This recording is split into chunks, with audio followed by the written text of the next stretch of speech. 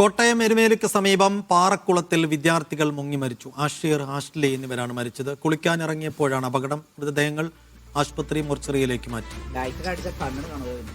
ജോസി ബാബു വിശദാംശങ്ങളുമായി. ജോസി, അപകടം എങ്ങനെയാണ് ഉണ്ടായത്?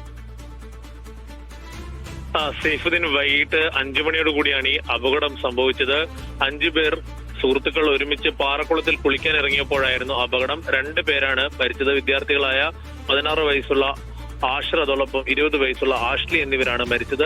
മറ്റുള്ള കുട്ടികൾ നിലവിളിച്ചതിനെ തുടർന്ന് നാട്ടുകാർ ചേർന്ന് രക്ഷാപ്രവർത്തനത്തിന് ശ്രമം നടത്തിയെങ്കിലും ഏറെ താഴ്ചയുള്ളതിനാൽ ഈ 2 കുട്ടികൾ മുങ്ങിപ്പോവുകയായിരുന്നു. തുടർന്ന് അവരെ കരക്കെത്തിച്ച് ആശുപത്രിയിലേക്ക് എത്തിച്ചപ്പോഴേക്കും മരണം സംഭവിച്ചിരുന്നു. ഇപ്പോൾ പൊക്കുട്ടുതറയിലെ സ്വകാര്യ ആശുപത്രി മോർച്ചറിയിലാണ് മൃതദേഹങ്ങൾ സൂക്ഷിച്ചിരിക്കുന്നത്. നാളെ പോസ്റ്റ്മോർട്ടത്തിന് ശേഷം മൃതദേഹം ബന്ധുക്കൾക്ക് വിട്ടുകൊടുക്കുമെന്ന് എരുമേലി പോലീസ് അറിയിച്ചിട്ടുണ്ട്.